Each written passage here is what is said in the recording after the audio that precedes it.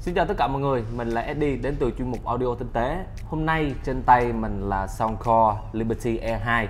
Đây là một trong 5 cái tai nghe giá rẻ được Soundcore ra mắt trong năm nay. Soundcore là một cái thương hiệu âm thanh thuộc Anker, thì họ tập trung vào cái phân khúc là tai nghe với lại loa di động giá rẻ.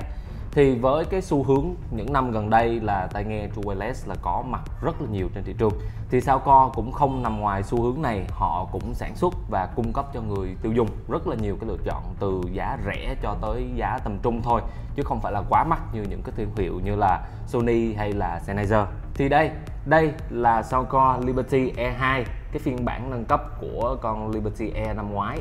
Trước hết mình nói về cái hộp sạc, thì cái hộp sạc của con Soundcore Liberty Air 2 cầm khá là chắc chắn, và cái vỏ nhựa này thì được làm nhám cho nên là nó không có cảm giác rẻ tiền một chút nào hết. Mặc dù giá của nó thì chỉ dừng lại ở mức 100 đô thôi, có nghĩa là về Việt Nam thì nó dao động tầm 2,3 triệu cho tới 2,5 triệu. Đấy, ở dưới Soundcore Liberty Air 2 nó sẽ sử dụng cái sạc USB Type-C. Đấy, cái cổng sạc mới để anh em có thể sử dụng chung với lại những cái điện thoại hay là những cái thiết bị khác sử dụng cổng Type-C của mình. Rồi, ok, kết hợp với lại ở đây thì có một nút để chúng ta kiểm tra thời lượng pin. Đi đến bên trong thì chúng ta sẽ có hai chiếc tai nghe. Thì cái thiết kế tai nghe của Liberty Air 2 nó cũng tương tự như tai nghe AirPods luôn. Nếu như mà anh em nào đã xài qua Apple AirPods thì chúng ta sẽ thấy cái thiết kế này rất là quen thuộc. Nó khiến cho cái việc mà anh em khi mà sử dụng nó rất là đơn giản, chúng ta chỉ cần lấy ra và chúng ta đeo cái là nó lên, nó rất là dễ dàng. Anh em khi mà mua chúng ta cũng nên lưu ý cái điều này, chọn cái loại tips phù hợp và cũng cần kiểm tra coi là cái housing của cái tai nghe đó mình đeo nó có vừa với tai mình hay không.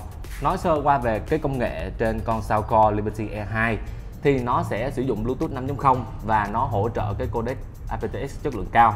Cái này anh em nghe nhiều rồi, nó sẽ nâng cao cái trải nghiệm nghe nhạc của chúng ta lên cái mức tốt hơn so với những cái codec mà chúng ta hay sử dụng. Ngoài ra thời lượng pin của Soundcore Liberty Air 2 cũng thuộc tầm khá là tốt hiện nay, khi mà chúng ta sẽ có 7 giờ nghe nhạc liên tục ở trên tai nghe kết hợp với lại 28 giờ khi mà sử dụng chung với lại hộp sạc. Thì nếu như anh em muốn một cái bài review chi tiết về cái con Soundcore Liberty Air 2 này, về chất âm cũng như là về thời lượng pin cũng như là cái tính năng kết nối nó có ổn định hay không, thì anh em hãy nói cho mình biết ở dưới phần comment. Rồi, cảm ơn anh em đã quan tâm theo dõi. Hẹn gặp lại anh em trong những video lần sau.